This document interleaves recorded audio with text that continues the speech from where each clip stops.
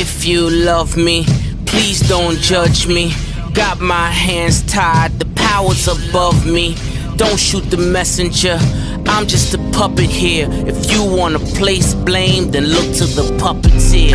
Family, fortune, envy, jealousy, privilege, passed on, legacy, secret, sabotage, borderline, felony, suicide, subtract, selfish, pedigree, yeah.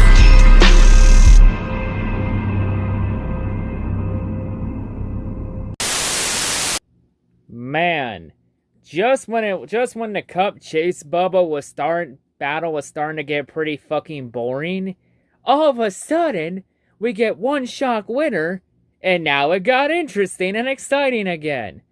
Man, it's crazy to think how much a difference 1 week can truly make. But before we talk about what happened with the Cup race, of course, let me just put one thing here to the side here that I'm going to need in a little bit. Let's talk about the other racing that happened this weekend. So we're first going to start off with the F1 sprint race at Silverstone, since this was the introduction of sprint races. And really in a sprint race, nothing truly exciting happened. Like, Verstappen led from start to finish, despite Lewis Hamilton getting the pole for it. Verstappen would take it off the opening turn. And Verstappen would win the first ever F1 sprint race. And oh, by the way, for the F1 sprint race, there were points on the line for the top 3 finishers. So Verstappen was able to get 3 points toward the championship. Hamilton finished second to get 2 points. And then Bottas got 1 point for the championship.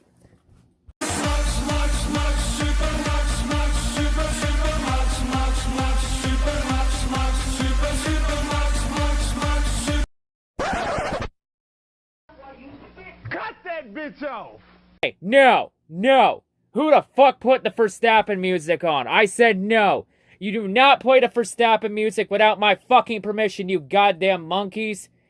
Now quit smoking the weed and get the fuck out of my sight, you damn bums. Goddamn production crew is complete shit. But yeah, and of course, for F1, they actually paraded the top 3 and did a victory lap in the back of a truck for this sprint race. Man, gimmick races that actually fucking mean something? Hey NASCAR, since you're hell-bent on copying and skinning F1 alive, I highly suggest you take notes about how F1 handles a gimmick sprint race. Maybe you can apply what they did to the Cup, to the All-Star race and the Clash. Maybe make those 2 races mean something. Like, damn, it's like putting points on the line in an exhibition gimmick race is a good idea. Maybe NASCAR should take notes for the Clash in the All-Star race. But that's a rant for a different day. Let's move on. Xfinity race at New Hampshire. Well, this race was just the Christopher Bell show. Christopher Bell, the first race without Kyle Busch in the 54. Christopher Bell in his first Xfinity race since, I believe, Homestead 2019, when he lost the championship to Tyler Reddick. And Christopher Bell gets in the 54 Leach car and wins and dominates at New Hampshire. In fact, Christopher Bell has never lost the race in New Hampshire in his Xfinity career. He's now won 3 straight Xfinity races, because he won there in 2018 and 2019 and now 2021. Obviously, Bell didn't compete in a race in 2020.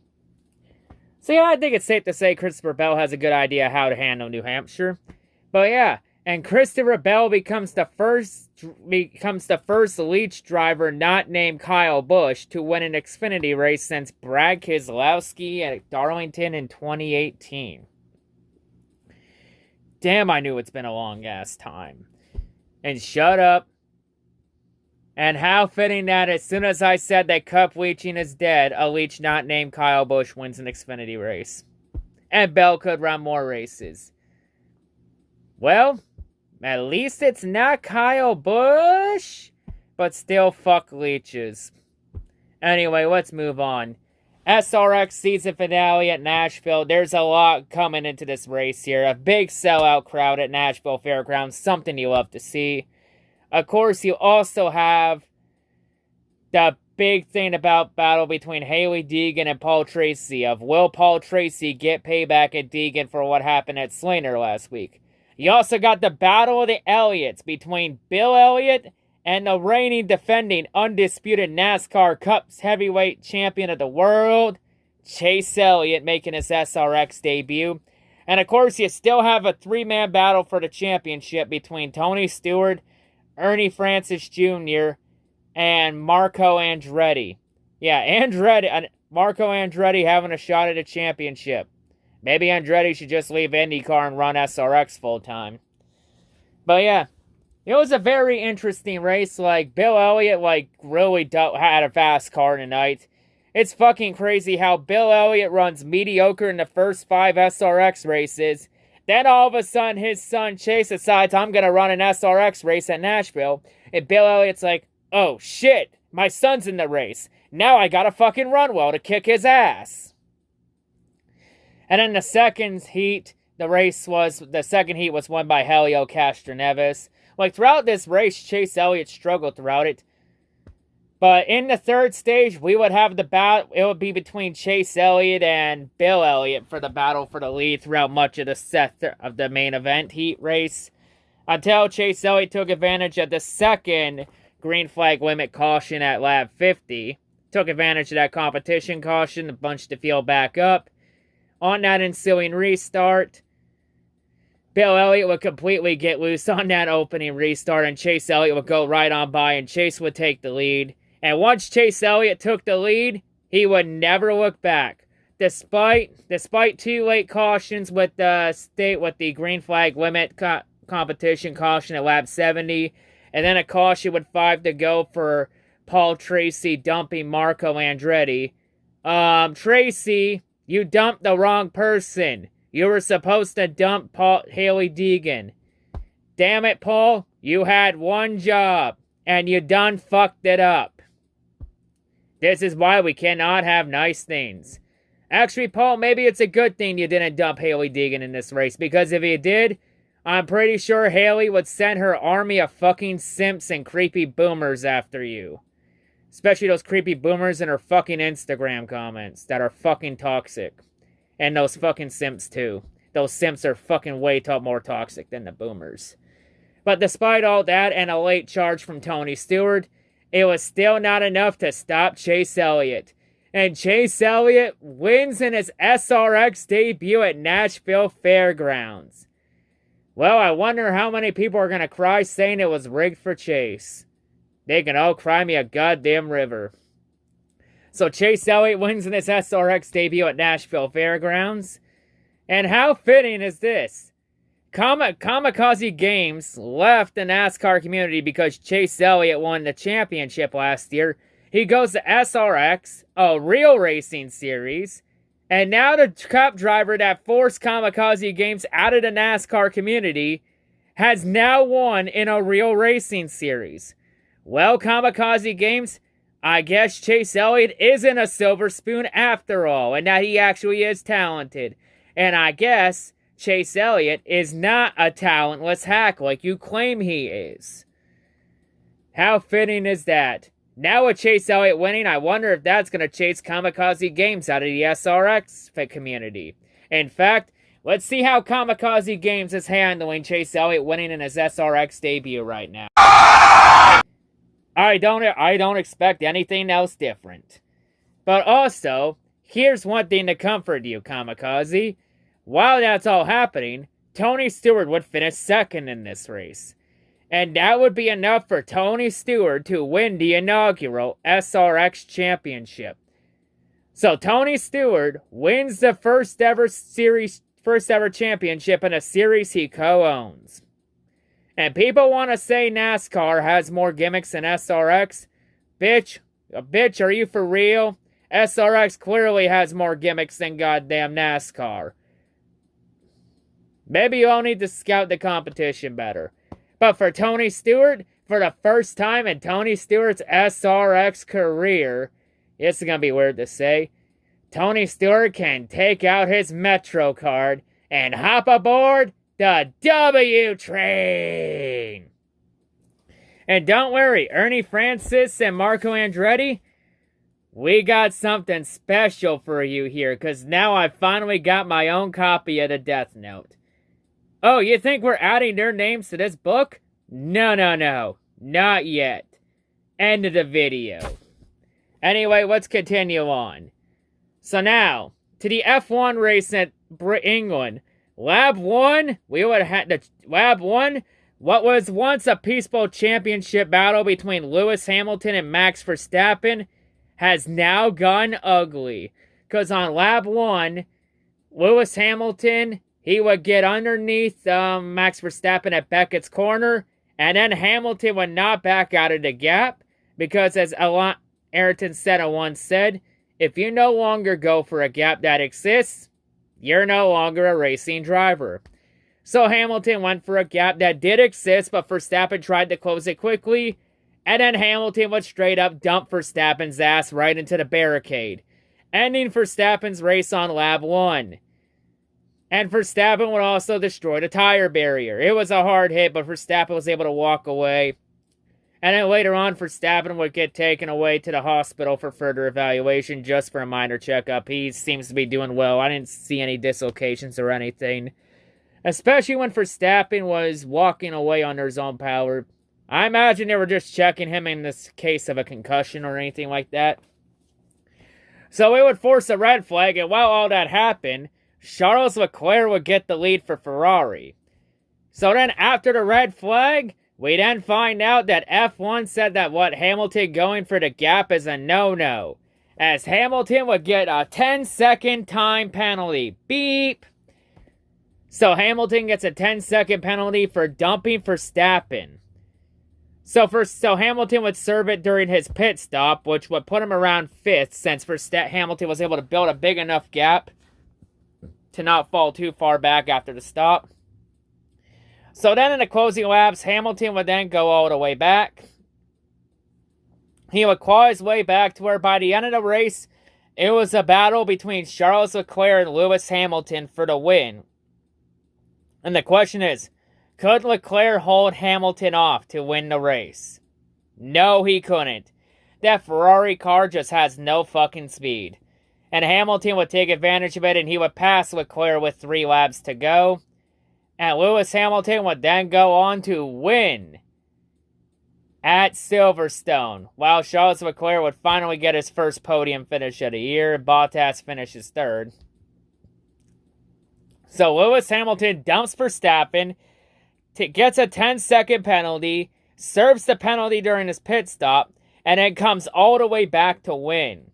Well, for a lot of F1 fans, this won't be a very popular win, as a lot of fans say that Hamilton should be suspended or should have been disqualified from this race. Hey, you know what? People are going to complain all day. Complain and find any excuse to complain about anything, because people are petty and they'll find any excuse to complain about literally anything. At the end of the day, yeah, Lewis Hamilton dumped Verstappen. That was a shitty move. But at the end of the day, Lewis Hamilton did the crime. He did the time. He served the penalty. Honestly, I thought it would have been a 10-second stop-and-go penalty as soon as they went back green, but that wasn't the case. He just got a 10-second penalty. But anyway, Hamilton served the penalty, and he still won the race. And that's Lewis Hamilton's 99th career win, which means that Lewis Hamilton is only 1 win away from triple digits. He's 1 away from 100 wins. And Verstappen is fucking pissed about Hamilton winning this race. Especially with Hamilton celebrating when he was waving the British flag around, since the race is in England, in Lewis Hamilton's home country, so this was Hamilton's home race. And to the shock of not many people, nobody was booing Hamilton on the podium. Mainly because it was Hamilton's home track, and a majority of the people there are Hamilton fans. But let me be real. If this was any other track like a Montreal or Bahrain or China or Australia or even the Netherlands or even Spain or any other country not named England, Hamilton would have gotten fucking booed for that. But because it was Hamilton's home country, the British F1 fans decide, Lewis gets a pass because he's Sir Goddamn Lewis and loyalty has its perks. But hey, for Hamilton winning, he now closes the championship battle to Verstappen, cuts it down to 10 points. So now the championship gets interesting again in 2 weeks in Hungary. So, yeah, that's going to be, now it's an interesting championship battle, and now Verstappen is pissed.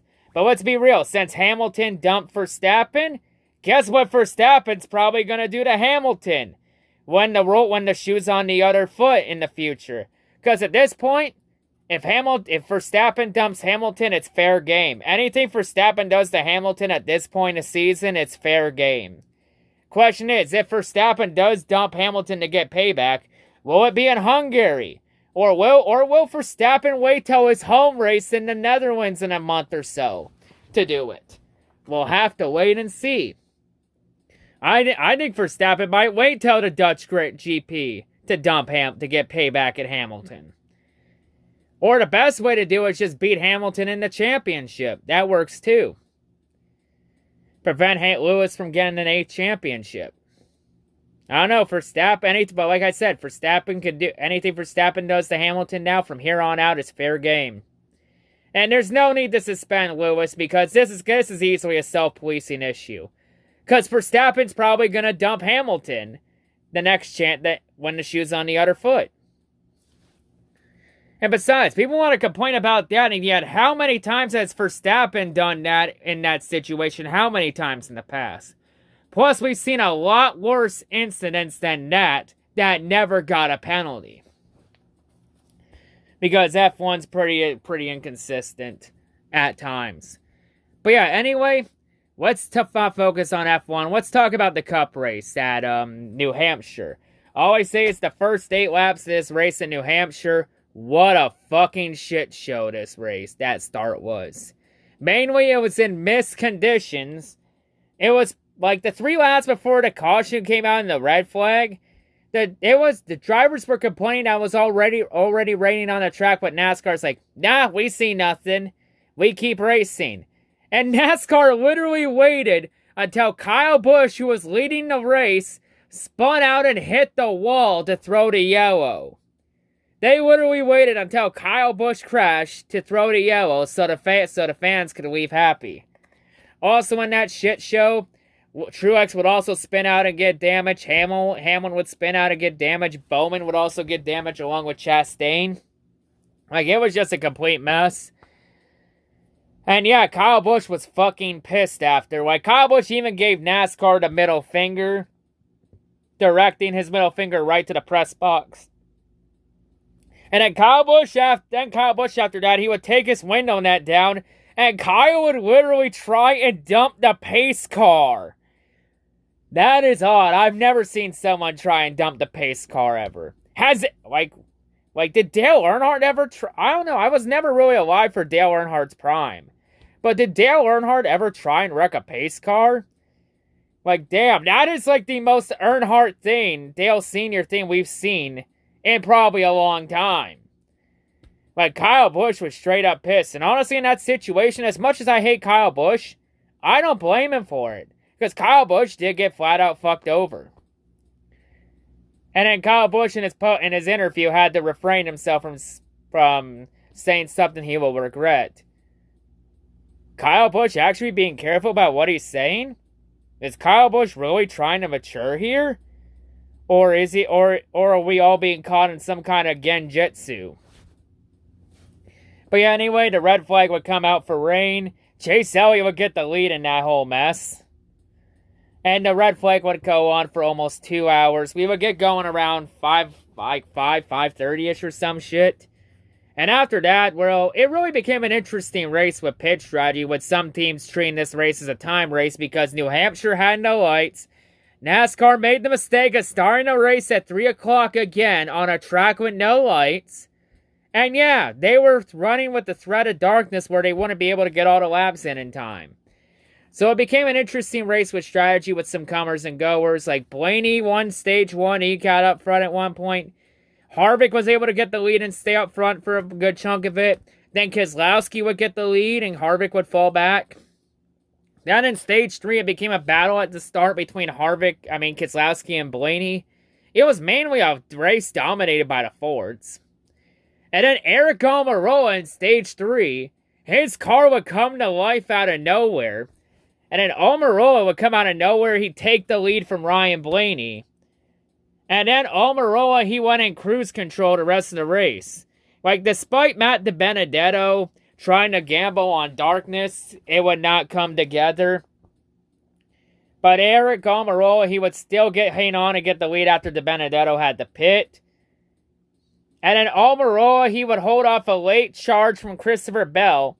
And then NASCAR announcing that they were shortening the race by 8 or 9 laps due to darkness. And Almirola hangs on. And Almirola finally wins a race this season. Something good finally happened to Almirola today. The racing gods finally smiled on this bastard. So Almirola's strain of bad luck has ended for now. Something good finally happened to Almirola. So Almirola finally ends his winless streak. He gets his first win of the season at New Hampshire. It's also his first non-super speedway win. I also get a prediction right because I said at the start of the year that Eric Almirola would break his winless streak. And here we are. He broke his winless streak. And with this win, not only does this make the chase bubble more interesting, but now it means that Eric Almirola becomes the first Stewart-Haas car to punch his ticket into the chase. I'll admit, it did not look very promising for Almirola to win a race this year. Especially with the amount of bad luck he's had this year. Like, everything that could have went wrong for Almirola this year went wrong.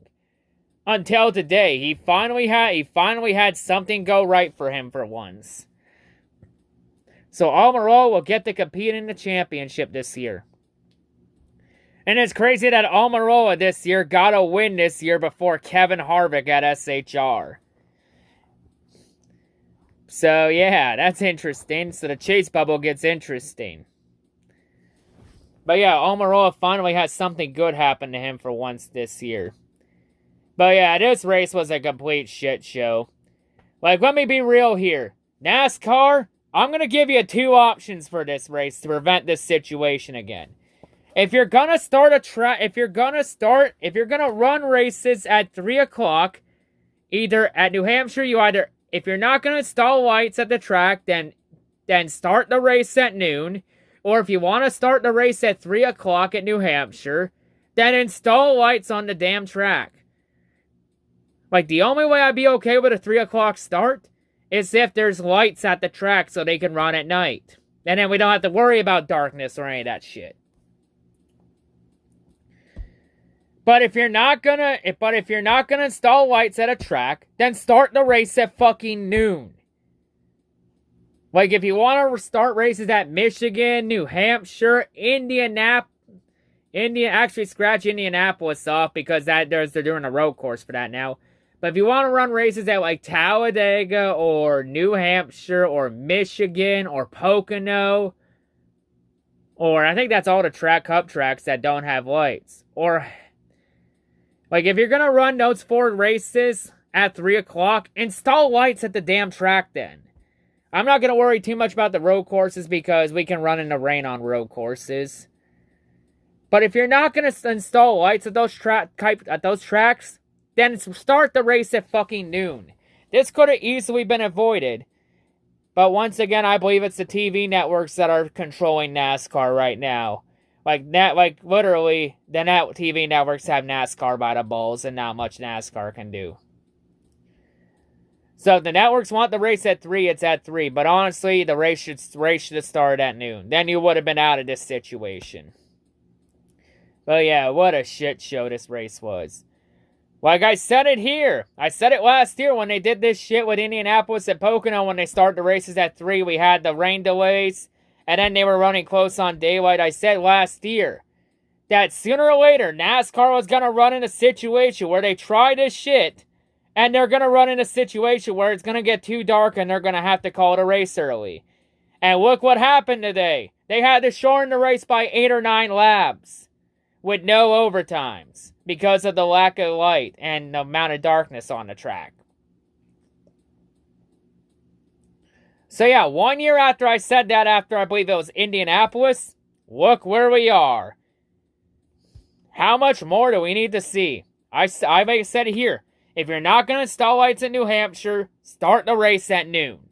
if you're gonna want to start the race at 3 o'clock at New Hampshire, install lights at the track. Those are the two options, NASCAR. Ball's in your court, but you'll probably find a way to fuck it up and say that everything's fine when you know damn well it isn't. But yeah. Anyway, there was also some silly season news to announce this week. With involving Penske Racing and the Wood brothers. Because at Penske Racing, Brad Keselowski is officially gone. He will be leaving the team next year to more than likely go to become a co-owner for Roush Fenway Racing, which we expected. Roush Fenway's expected to announce that either Monday or Tuesday. Austin Cindric will officially get the 2 car for Penske Racing next year. So you're wondering, why would Keselowski want to leave Penske Racing? Let me be real here. At this point in Keselowski's career, Keselowski's thinking about his future after NASCAR. Because you look at Keselowski on his end of the deal, Keselowski's already lived up to his end of the deal at Penske Racing. He won Roger a championship in 2012. He pretty much helped put Penske Racing into a powerhouse team. Him and Joey Logano. And at this point in Keselowski's career, he did everything on his side of the deal that he needed to at Penske Racing. He proved everything he needed to at Penske Racing. And at this point, Brad Keselowski really benefited nothing staying at Penske Racing. Plus, also with this, you also get Brad Keselowski away from Joey Logano, since Brad and Joey have been in a civil war beef the last year or so. Last year and a half, dating back to the 2020 Meet Busch Clash. And also now, with Brad Keselowski becoming a co-owner at Penske Racing, Brad Keselowski will officially control his own destiny, his own future. So now he'll co-own Roush Fenway Racing, and they'll rename the team the Roush Fenway Keselowski Racing. Keselowski's getting the 6, which means Ryan Newman's going to be a free agent. And let's be real, Cindric to the 2 car. We all knew this was coming. This was no surprise.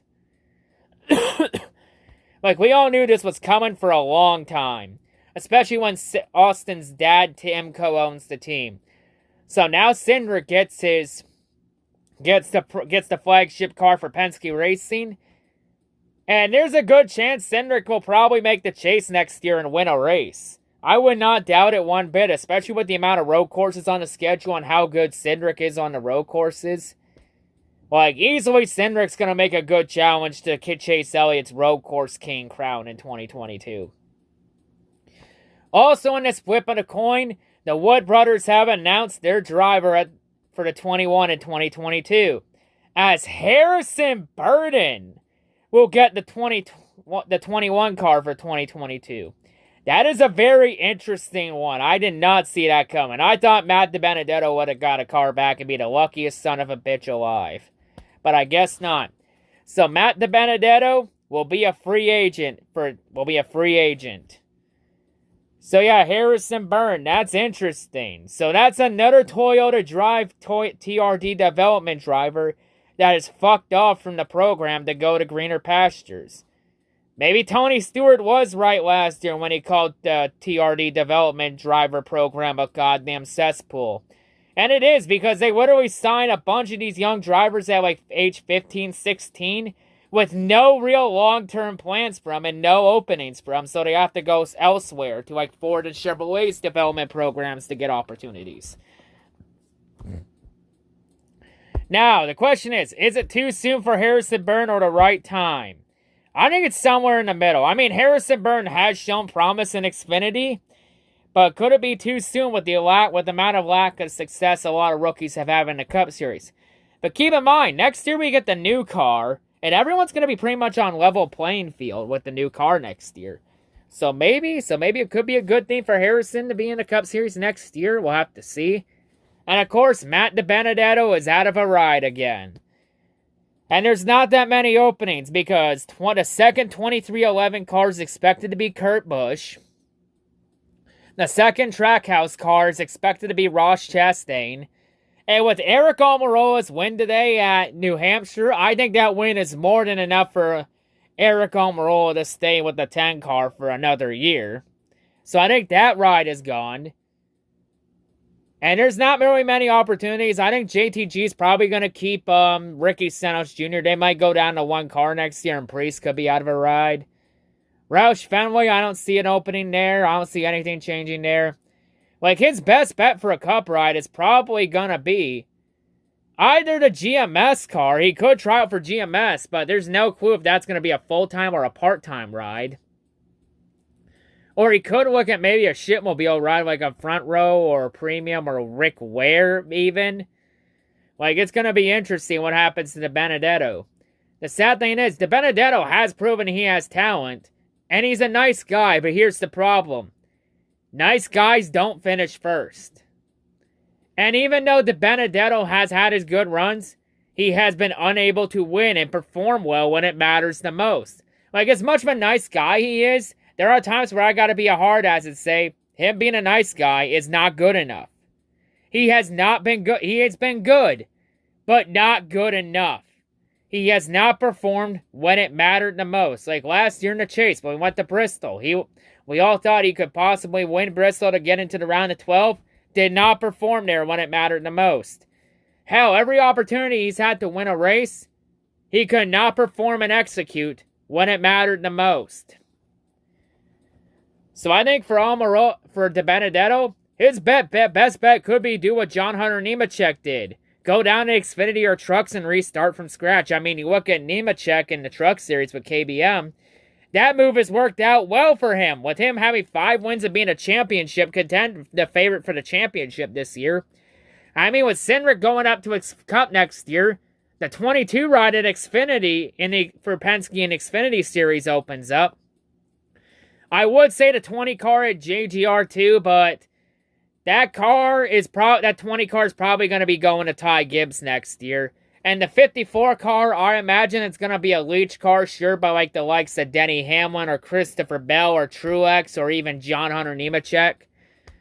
So, going to be interesting what happens to the Benedetto. It sucks for him, but hey, Matt, you didn't perform well when it mattered the most. You're a nice guy. You deserve an opportunity in the Cup Series, but if he stays in the Cup Series, it's probably going to be with a shitmobile ride. Because look at the Benedetto. He has not done enough to garner a top ride. Now the question is, can the Benedetto go out there and get his 100th win? Or will he just not perform well when it matters? But yeah, anyway, with that silly season out of the way, let's go ahead and take a look at the Cup points entering the 2-week break, because we're off for 2 weeks. Now we get the 2-week break to reset and refocus with the Olympics, of course. So next time we'll be back is in 2 weeks for Watkins Glen with all 3 series. And of course, Watkins Glen will be the final race before the Truck Series chase starts. And of course, there is an F1 race in a couple weeks in like a week, in like 2 weeks. NASCAR's off for 2 weeks, so it'll be back by August 8th for the Watkins Glen race, along with IndyCar in Nashville. So August 1st will be the next race that I would talk about, which is F1. So that would be the next review. Yes, I'm doing an F1 review for Hungary. F1's going to get its own review that isn't the end of the season. So yeah, that'll be the next time I do a review on this channel, will be the F1 race. But yeah, anyway, with all that talk there, and I am still going to, during the 2 weeks off, I am still going to do the, what if NASCAR had the F1 points videos. Like, I got the final part for Xfinity ready to go. It'll be up probably sometime Monday. And then I'll be starting the Truck Series one, too, to start the Truck Series one off and try and wrap that series up in that 2 weeks. But yeah, anyway, with all that talk, so you have all that to look forward to. Also, shout out to my good friend Space Mel Ferrari 248 at Blazelight 334 for being at the race. Shout out to both of them and hope they had a good time despite the race being a complete shit show. Even though the race is a shit show, I hope both of them still had a fun time at the race. Anyway, with all that said, let's take a look at the points for the Cup Chase entering Watkins Glen with 4 races to go. So here are the Cup Series chase points now with 4 races to go. Still 3 spots left up for grabs with 4 races left. Hamlin, we're not talking about that. Harvick we will talk about now, because Alvarez's win has now changed this entire chase grid. Because now Harvick went from being pretty safe on points to now where, hey, there's a chance Harvick could now miss the chase, with him only being 82 points to the good. So he's still over a race ahead. I think Harvick's pretty safe right now. Like, at this point in the year with 4 races to go and three of the last 4 being wildcard races, Harvick at this point controls his own destiny. And keep in mind, out of the next 4 races, Michigan is one of them. And Harvick's won 4 of the last 5 races at Michigan. So keep that in mind. But I think it gets interesting for the 16th and final spot. It's really mainly a battle for that 16th spot, where it's now 5 points separate both RCR teammates of Tyler Reddick and Austin Dillon. So both of them now are in a deadlock battle. And I guarantee you now, their teammates now become race time. Teammates thrown out the window. It's every man for himself with 4 races to go. Oh, I say it's between Reddick and Austin Dillon. Who wants that spot in the chase more? And then Buescher, DiBenedetto, and Chastain, they're so far out. They're pretty much in a must-win scenario. Like, they're like, fuck, almost 2.5 races out on points. Like, they're pretty much in a must-win scenario. But yeah, that's the chase bubble in 2 we'll see how it shakes up in 2 weeks. And a few weeks at Watkins Glen. But, in terms of SRX, for Ernie Francis and Marco Andretti, they can take out their Metro cards and hop aboard the L train. But their rides will be short-lived because they've arrived at Elimination Station. And for that, they're going somewhere different because, yes, it is the return of the Death Note. Because for their failures of having a solid, good enough season in SRX, their failures of garnering enough points and wins to become the inaugural SRX champion. Their failures of beating Tony Stewart when it mattered the most. And their hopes and dreams of becoming the inaugural SRX champion. Consider both their names written down in the Death Note, as their seasons have been absolutely deleted. There's only one thing left to do. Gotta write their names in the Death Note. Delete! Delete.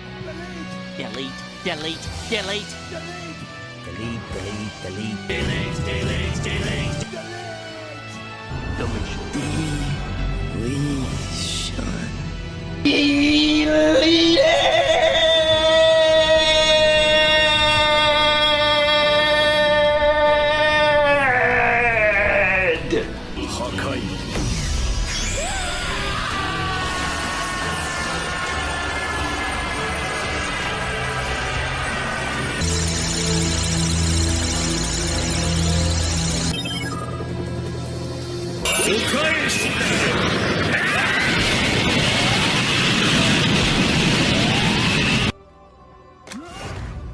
You will rest in peace.